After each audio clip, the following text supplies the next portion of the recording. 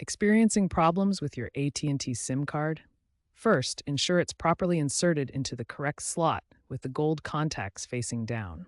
Use the SIM eject tool to avoid damage and clean the contacts with a soft, dry cloth if they appear dirty.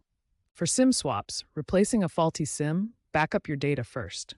You can get a new SIM from an AT&T store or order online. To activate your SIM, use the AT&T app by scanning the QR code on the SIM kit, visit the AT&T website, or call 611. Verify your device's IMEI for compatibility. On Android, dial *#06#. On iOS, go to Settings, General, About. Confirm the device is unlocked for AT&T. For SIM not recognized errors, reset APN settings in Network Settings.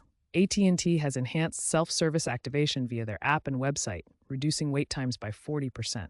If basic troubleshooting fails, ensure your device firmware is up to date. Regular updates reduce SIM failures by 30%. AT&T's automated SIM diagnostics, available through recent firmware updates, can detect and resolve common errors without intervention. A growing trend is the shift to eSIM, which eliminates physical SIM issues but requires digital activation.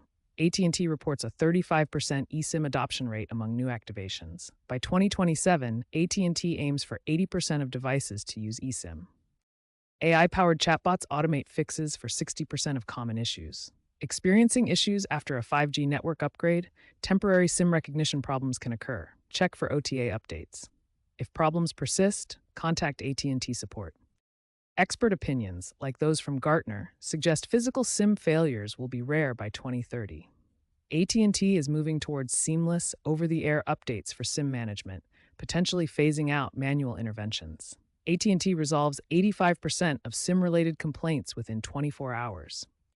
Always ensure correct APN settings, which can be manually reset in Network Settings.